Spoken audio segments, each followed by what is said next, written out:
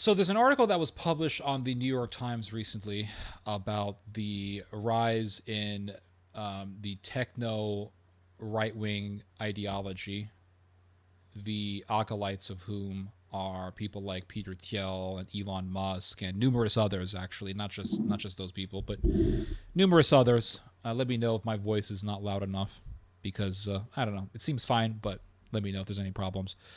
There is this rise in techno or tech right wing ideology, or you could call it techno fascism. These are people who are big in the world of Silicon Valley. They're very big in the tech industry, but at the same time, they are right wing fanatics. They are definitely for. Uh, they are definitely for eugenics. They want eugenics. They want to see a technocratic theocracy where you basically live in a surveillance state, and the surveillance is done through AI technology. People are living under these technocratic elites. There is no president, there is no king, but there is, I guess you could say, a group of technocratic despots who are running things. Babies are not really born. They're just grown on a lab, like the movie The Matrix, when Morpheus takes Neo to the desert of the real, and he says children are not born, they are grown. They want to grow people in a lab. And they want to grow people in a lab because they want to create a certain type of human being with certain genetic makeups, a certain level of intelligence, and they believe that intelligence is genetic, so therefore we can engineer people to have a certain intellectual capacity. We can breed smart people, and they just want to populate the world with these elite superhumans that they design in a lab. And those who refuse to acquiesce and to abide by this utopianism will be seen as the enemy and will be put into camps and used probably for human experimentation and or simply exterminated. This is the Nazism of our time. The Nazis back in the day were technocratic. They were obsessed with technology. They were also obsessed with the idea of designing and growing humanity. They believed that they needed to populate the world with a certain type of human, the human being that they considered to be a member of the master race, the superior race. And that is why they would have these stations. I don't know exactly what they call them, but I guess you could just call them sex stations, where they would have these buildings, and the buildings were filled with these pure Germanic women, and then the German men, the soldiers, the SS members, whoever they were, they would go into these buildings, and they would just have sex with these women, and then tons and tons of babies were born from these buildings. And after the Second World War, the Allied troops discovered these thousands upon thousands of orphan children who had no parents. And these were children who were basically farms. These were baby farms. That's what they were, German baby farms. Because they wanted to create a master, or not create, but they wanted to populate more and more people who they considered to be members of the master race. Then you had people like Joseph Mengele, who were doing human experimentation to see, well, can you make someone's eye go from being brown to blue? So they were injecting people's eyeballs with blue dye and all this sick shit. And this was all part of this ideology of creating humanity or farming human beings and all this stuff. Lebensborn. Thank you for that one, Nahum. So there's that. And today we have, all that entire Nazi phenomena. It was part of a greater phenomena that was going on in the 20th century at that time, the phenomena of eugenics or Darwinism.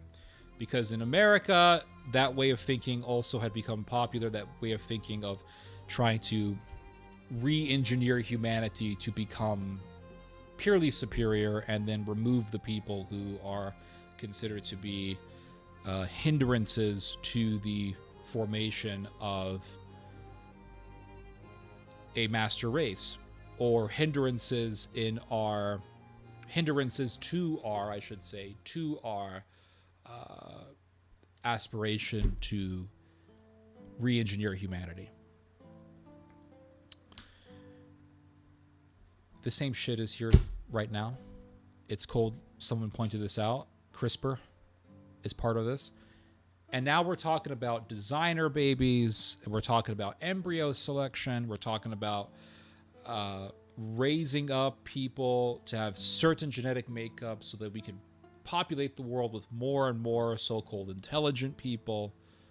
It's all eugenics. All of it is eugenics. And the thing is that you have a lot of people today in the United States, in the Western world, who are falling for people like Elon Musk, and they're falling for people like Peter Thiel, and they're saying, well, these tech billionaires, they're right-wing, they're supporting Trump, these are the good guys. And more people are waking up to this insanity, and I'm glad, but not enough people are. Because these tech billionaires, they are people who are literally pushing for eugenics. And you have conservatives who point to liberal elites, and they say these liberal elites want eugenics, but then they will admire people like Thiel or people like Musk, when the reality is that those people are doing the same thing that these other evil elites are doing. Only that they're using the right-wingers, and they're pushing for this eugenic ideology with a right-wing face, with a right-wing way of thinking. These people hate democracy. They hate democracy, and they want to replace democracy with a technocratic utopia, which is basically the Third Reich. It would be basically like living in a concentration camp. I mean, I'd rather live in what America is right now. But people are falling for this, and they think that it's great, when the reality is that these people are just evil.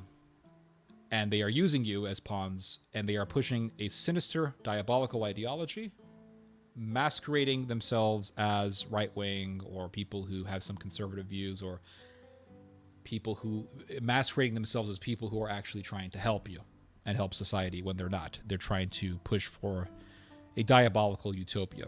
So I want to show you guys a series of articles here that talk about this subject. New York Times put out an interesting article on this topic today, and I'll show it to you guys here. And this is, here's an article from the New York Times. How tech billionaires became the GOP's new donor class. Elon Musk and a group of Silicon Valley allies have built a shadow campaign to put Donald Trump back in the office. Now, you could say, well, this is great, but you have to ask yourself, what is the agenda here? What is the agenda? Because these people want a eugenist utopia. And they want to take power, and they want to control. They want America to become this utopia. They want to usher in a eugenist society. That's what these people want. So why are people following them? Why are conservatives following them? Why are so-called Christians following them? It just boggles my mind. Now, there's a part of the article here that I highlighted that I'm not going to read the whole thing to you guys. This is a long-ass article. But so it says here, as the internet blossomed, so it gives you a little bit of a background here. Thiel began to encourage a new set of even more provocative thinkers. At their center was an ex-programmer named Curtis Yarvine. Now, Curtis Yarvine is a big eugenist. He was kind of a big name in the Dark Enlightenment and all that stuff. So at their center was an ex-programmer named Curtis Yarvine, who blogged under the nom de plume Mencius Moldbug, sketching out the framework for a nascent reactionary movement, later called the New Right, aimed at deposing the cabal of liberal elites running the country. Now, you could see something like this and say, oh, yes, they're against the liberals. They want to overthrow the liberal elites. This is great. No, it's not. No, it's not. Because if these people take power, it'll probably be worse. Not probably. It will be worse. These people are monsters. They're monsters, these people. So it says here, Yarvine saw democracy as a destructive form of government instead proposing a techno-monarchy run by a national chief executive. That sounds like a great idea, right? The Third Reich. Okay, so Americans, he said, had to get over their dictator phobia. Who would this dictator be? Let's see. Let's see here. Would it be another Führer? He and Thiel grew close. Yarvine stayed in Thiel's homes, and they watched the 2016 election returns together, blah, blah, blah. So it says here, It says here, as TL became wealthier and more powerful, he continued to help like-minded men accumulate their own wealth and power. They included a lot of Standard Review alumni like Josh Hawley, now the 44-year-old senator from Missouri, but also others who came to him via different routes. Most prominently, J.D. Vance, who has cited Yarveen as an influence himself. Oh, this is pretty scary. It's disturbing that this ideology has creeped so much into our politics. This ideology, it's in the political world, in the American political world. And what scares me is the idea of this ideology becoming so popular and so big to the point where they will actually try to impose eugenic policy on people for their sick, demonic utopia. That's what scares me. But let's go back to history for a little bit here. Before Germany was a eugenist society under the Nazis, America had eugenics. And America had its Supreme Court case, Buck versus Bell, which said that there is nothing unconstitutional about forcing people to be sterilized. Certain people need to be sterilized according to the American eugenists of that time. Hitler saw this and said, we need to implement that in Germany, and they began to implement it in Germany, and then they took it a step further and started putting people in camps and exterminating people. My point is that what we're seeing is a revival of that way of thinking. You're seeing it growing in the United States. Eventually, you're going to see it manifesting seriously in Europe. And we could have another eugenist, Third Reich-like government in Europe. That's what's terrifying. History repeating itself. Or rhyming, at least, with the past. Or the future, I should say. And it says here that when Vance ran for Senate in 2022, TL was by far the biggest donor. So these technocrats, these eugenist technocrats, they are really getting political. They've been getting political for a long time. And, within the last 10 years, I mean, they've been getting very political. And they have political aspirations. It's not just that they want to keep their ideas to themselves. No, they want to bring it, they want to translate it into the political realm. TL embraced Trump in 2017, speaking at the Republican National Convention, donating $1.25 million to support the campaign and even working alongside Steve Bannon on Trump's transition team. Steve Bannon, the guy who is obsessed with Hinduism, the guy who admires Hindu nationalists. He's supposedly a Catholic, and he admires Hindu nationalists. Another sicko. They're all sickos. They're sickos. They're wackos. They're just evil people.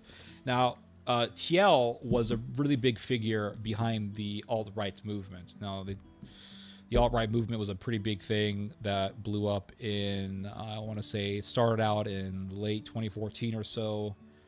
Really showed its face in 2015, 2016, and 2017. Once 2018 came, it kind of died out. But it's still here, but it's just manifesting itself in a different way. So I read this book some years ago. It's called Antisocial. This was a very informative read. Antisocial, Online Extremists, Techno-Utopians, and the Hijacking of the American Conversation by Andrew Marantz. This was a really informative read, and it had some things about Peter Thiel here. So it talks about this party that the Republicans had after Trump won. It was called Deplorable, and all these alt-right / right-wing figures from Twitter, they all got together and said, let's have a party, whatever, blah, blah, blah. And the author of this book, he went to Deplorable. And he says, so he was at this party, and he said, I leaned against the wall, taking notes. He was there as a journalist. Even with the crowd's euphoria at its peak, I could sense a distinct locus of attention somewhere behind me. I turned around. A few feet away, in the semi-darkness, stood Peter Thiel. I'd heard rumors that he was a secret donor to the Deplorable, but none of the party's organizers had expected him to show up.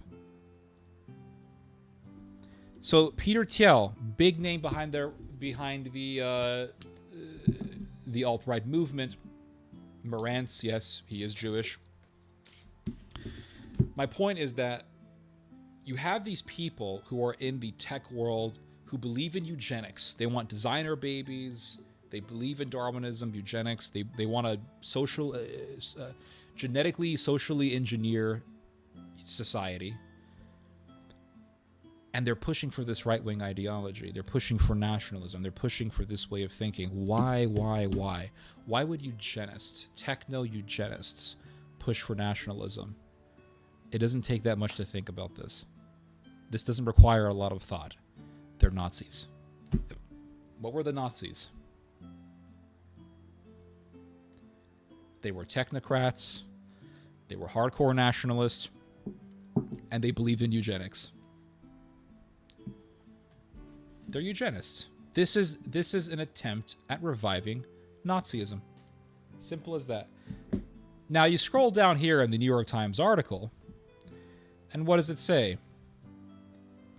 Others, like the venture capitalists Mark Andreessen and Ben Horowitz, were Democrats troubled by the changing climate for tech investors. Now, very interesting thing about Horowitz, Ben Horowitz. Ben Horowitz is another eugenist whose father, David Horowitz, founded Front Page Magazine. Front Page Magazine is not that big anymore, but for a long, long time, Front Page Magazine was one of the center publications of American conservative thought. There was once upon a time, 10 years ago, 20 years ago, well, I don't know about 20, well, maybe 20, 10 years ago and prior to that, there was a time when people dreamt of getting their articles published on Front Page Magazine. I remember when I got out of high school, I really wanted to write articles. I really wanted to get my stuff out there. I didn't know how to do it. This was at the dawn of social media, so at that time, people were still thinking, we got to get ourselves published now. We got to have people to accept our work. And little did I know, hey, social media is right there. I didn't fully realize it. But I was always trying to get myself, my information, my articles published on Front Page Magazine. And I eventually did. I eventually got a lot of articles published on Front Page Magazine. And it was a pretty big deal for me. But as I grew older, I began to see, okay, what's going on here? Because I began to see articles on Front Page Magazine that were obsessed with not eugenics, but genetics, and they were obsessed with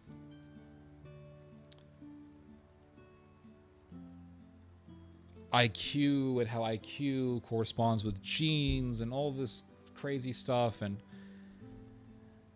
And then you look at the son of the founder of Front Page Magazine, Ben Horowitz, and you see, well, this guy is also part of this world.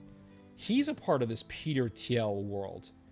And his father is running what was once one of the biggest conservative publications in America. And you see eugenic articles in that website. And I'm going to show you guys this stuff. Let me just read your guys' comments here real quick. Hold on. Let me read your guys' comments.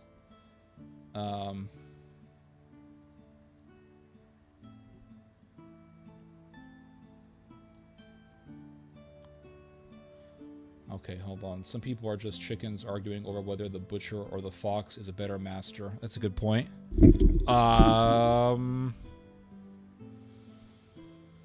What's so bad about eugenics? What's so bad about eugenics? There's two ways to look at it, and I look at things through both ways. One is that this idea that we can be like God and we can design human beings in our own image. You could say, well, I don't believe in God, so I don't care. Well, the other problem with eugenics is that it never really stops at voluntary eugenics. It always expands to trying to force people to abide by eugenics. If you don't believe me, just look at Buck versus Bell, when the Supreme Court said forcing people to be sterilized is not unconstitutional. And then it eventually escalated in Germany, where it led to actual death camps and mass murder. So there you go. Terrible shadow campaign with Musk openly campaigning for Trump. Well, I think we've come to the point where a lot of people just don't really give a damn. You can tell people that Musk is a eugenist until you're blue in the face, and you'll have people who will say that they love Musk. They don't care, because who decides what the good genes and thoughts and race are? An elite group of people who think that they're divine. I was talking with my mother today, and she was lamenting about the state of the world and how it's different from her youth, and I commented about how society no longer has a biblical worldview. I see. Provocative thinking. Anytime I see somebody... Anytime I see someone say that they are provocative, I always say, okay, when's the Sikh Heil going to pop up? Even at 36, I can tell a massive difference in the U.S. as it has been. I see. That's true. Yep. Low trust. Yep. That's correct. But if it can remove a birth defect, we're not. See, this is what I love about this conversation. And I knew this was going to happen. I knew when I was preparing for this stream, like, watch, this is going to happen. Anytime you bring up the evil of something, someone always brings up the pretext. So people have an evil motive, an evil ideology.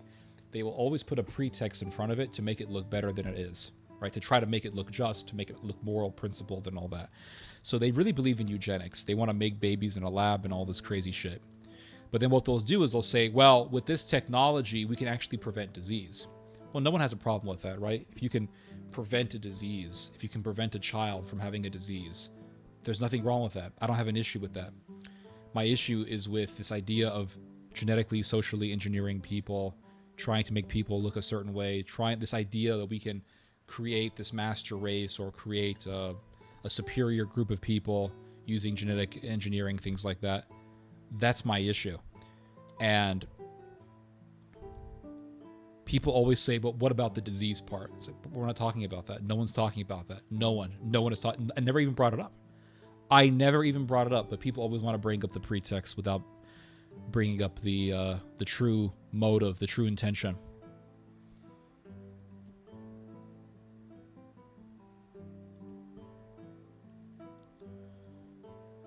America leading the way in modern eugenics. Yep, and this happened before. America is leading the way. Silicon Valley is leading the way. And America led the way before Nazi Germany came into existence. I can guarantee that wouldn't stop at healing bait. Of course it won't. Why would it stop? It's always the forsaking of the natural.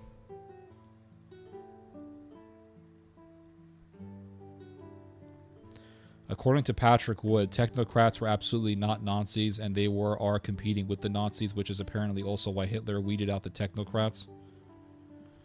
Maybe we have different definitions of technocrats, because during the Third Reich, you had giant corporations who were working with the Nazis, and they had their own work camps.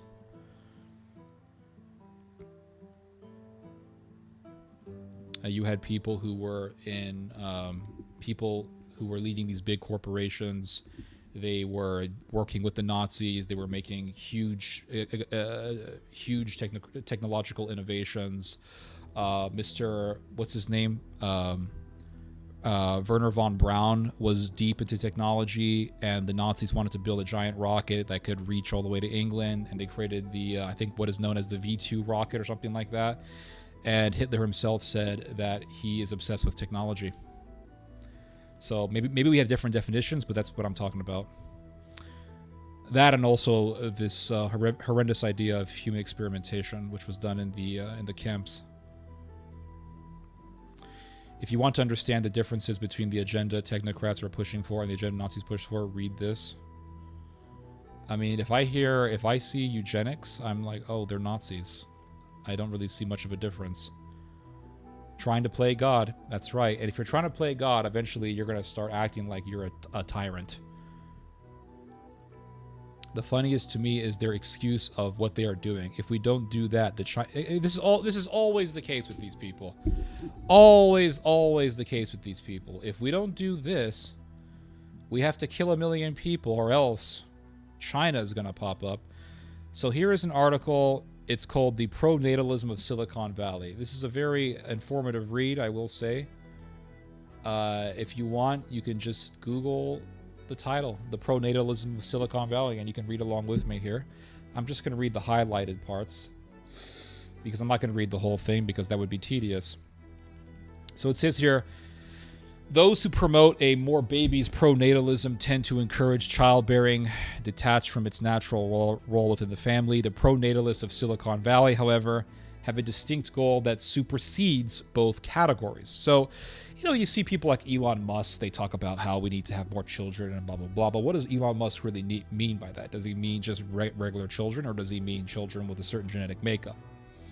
That's the question, because I know Elon Musk, he had an employee who he saw was very intelligent, and he said, hey, how about I know you want a child, how about I give you some of my sperm and you can impregnate yourself and you can produce some very intelligent children because you're also intelligent, blah, blah, blah, blah, blah. It's a very wacky ideology these people have.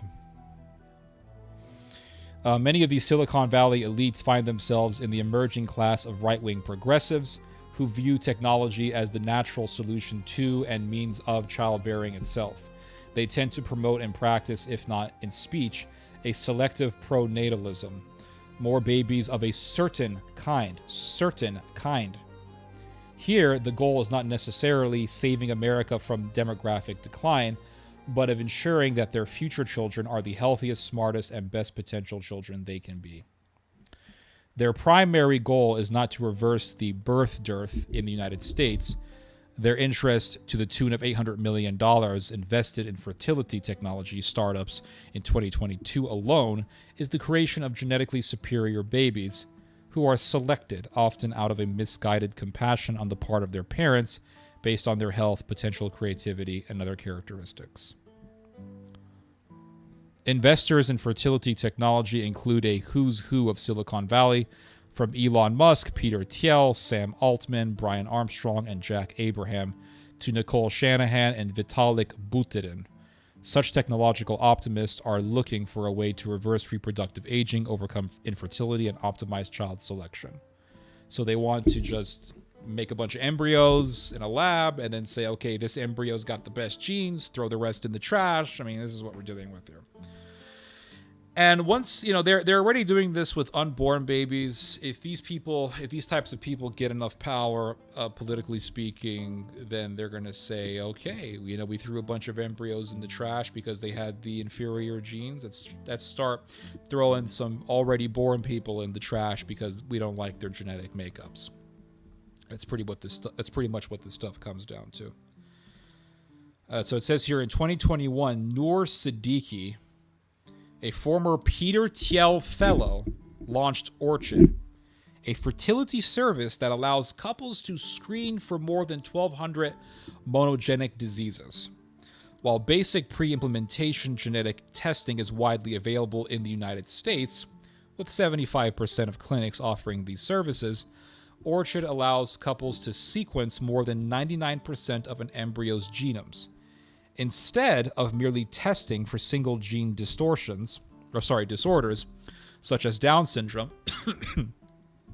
polygenic testing allows Orchid to screen for conditions that involve multiple genes. In 2016, 2 researchers in Japan announced that they had genetically modified skin cells from a mouse into viable egg cells. There's Japan again. I'm telling you, they got their own little Nazi stuff going on over there. Using an induced pluripotent stem cell method, researchers were able to fertilize these genetically modified gametes to produce grossly normal pups who went on to have their own pups. Such technology circumvents the needs for human gametes by allowing scientists to create eggs or sperm from any DNA. Now researchers in Japan and at the California-based company Conception have turned their attention to applying the technology to human gametes, although neither have reported success.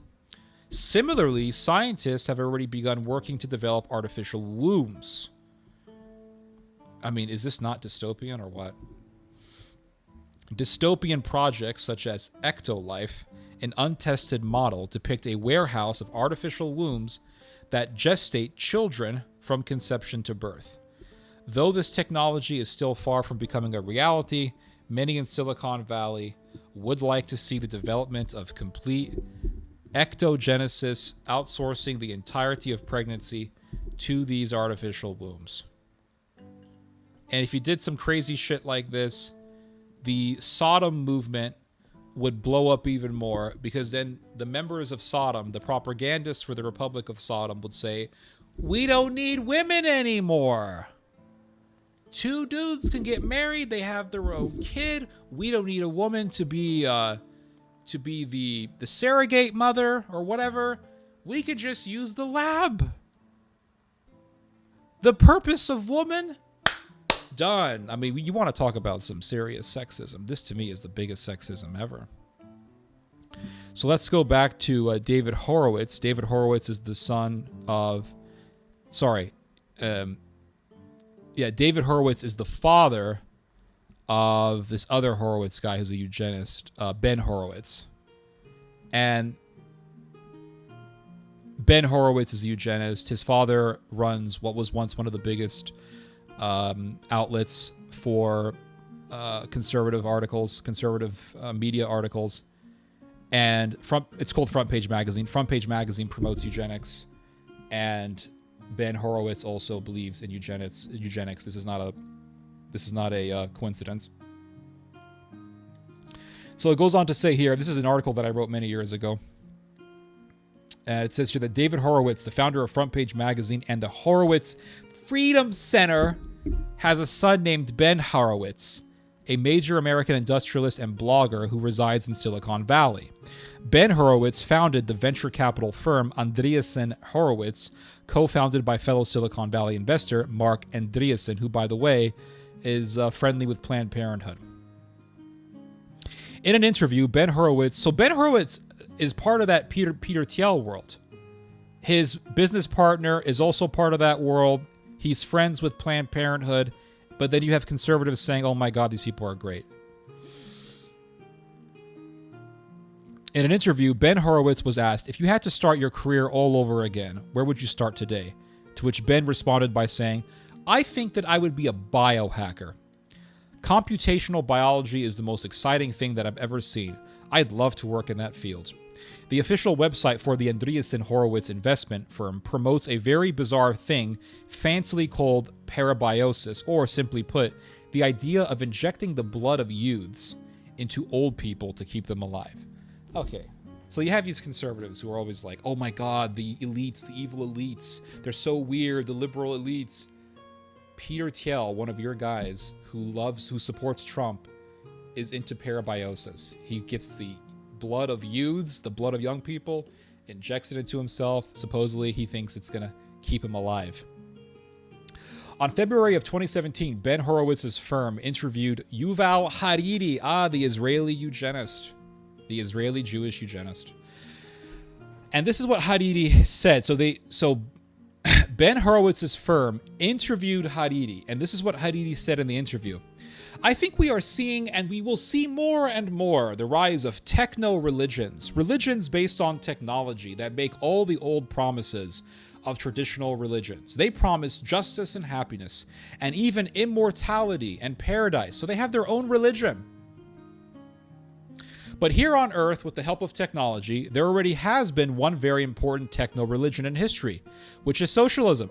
Good old Karl Marx pops up back from the dead. Which came in the 19th century with the Industrial Revolution. And what Marx and Lenin basically said, we will create paradise on Earth with the help of technology. Steam engines, electricity, and so forth.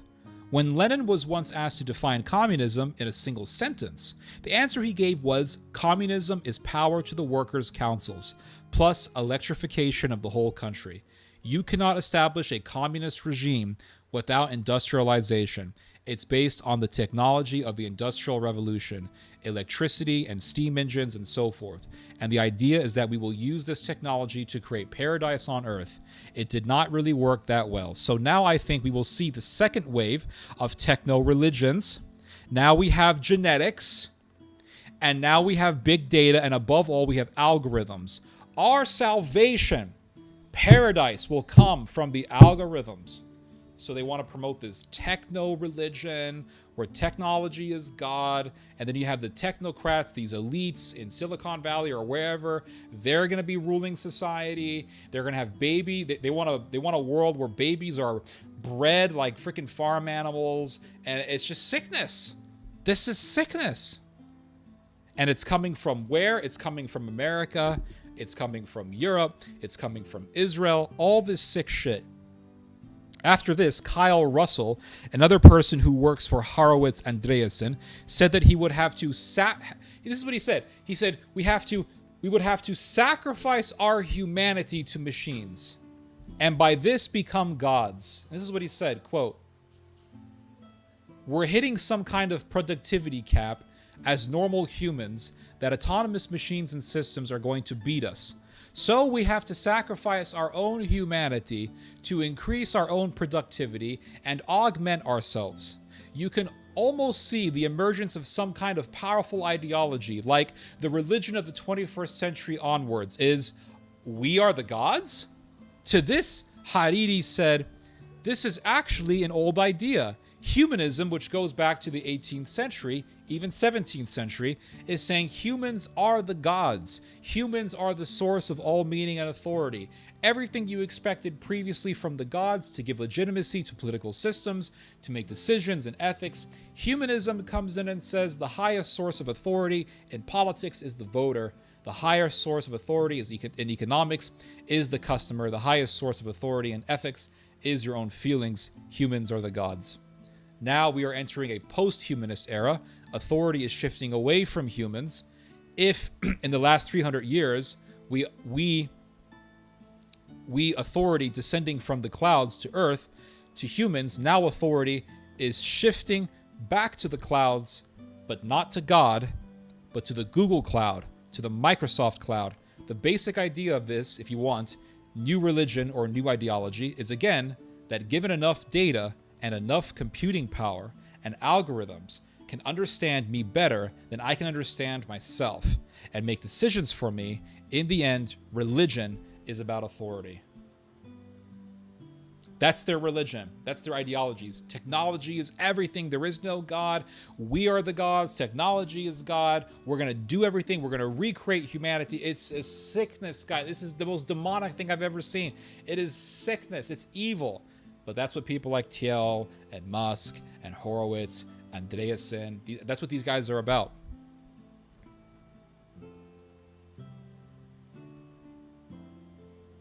What else do we have? Kyle Russell, who works for Ben Horowitz and who interviewed the Israeli eugenist Yuval Hariri, is also a eugenist himself. Kyle Russell is a supporter of the company Council, stationed in San Francisco. Council is a company that pregnant women go to have their wombs screened to see if their child will have any diseases or deformities. Council, financed by Rosemont Seneca Technology Partners and Goldman Sachs Asset Management. So there you go. Everyone's like, the elites. Here are the elites right here. Musk is a part of this world. Thiel is a part of this world. Horowitz is a part of this world, which is telling, because Goldman Sachs also finances Planned Parenthood. So right there, you got the link, which is not so surprising since both are eugenist establishments. In fact, in May of this year, Mark Andreessen, Ben Horowitz's partner, shared a platform with the president of Planned Parenthood, Cecil Richards. They're all together, guys. And Jared Taylor, who is considered to be a right-wing voice, he believes in embryo selection. On the official website of Council, it reads, as early as week 10, find out if your baby has an increased chance of chromosome conditions like Down syndrome. Okay. The genes babies inherit from their babies inherit from their parents pass along family characteristics like hair and eye color. Isn't that what the Nazis were obsessed with? Hair and eye color. So then you go back to the New York Times.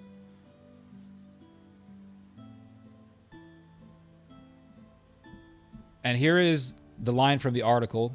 This is another article from the New York Times. I'll give you guys the title here. The world isn't ready for what comes after IVF. This came out recently, September 9th, so last month, not too long ago. And it says here, Consider the recent attention to Elon Musk's pro-natalist ambitions, especially his desire for smart people to have more children. His reported extensive use of IVF and surrogacy, and serving as a sperm donor to live up to his word. Even amid a discourse overwhelmingly committed to liberalization of reproductive technology, it is striking how willing commentators have been to recognize something here that is just, well, weird. It could be a portent of more to come. It is. The Information recently reported on how billionaires like Sam Altman, Peter Thiel, and Brian Armstrong are behind a boom in fertility tech startups developing sophisticated embryonic testing, sperm freezing, and even artificial wombs. There it is. They're all part of this world. This is the Nazism of our time. This is a part of this Nazism. Because you have these people like Thiel and Musk, etc. They're pushing for nationalism. But they're also pushing for eugenics. Where have we seen this before? Where have we seen this before? Oh, we saw this with the Third Reich. That's what's happening.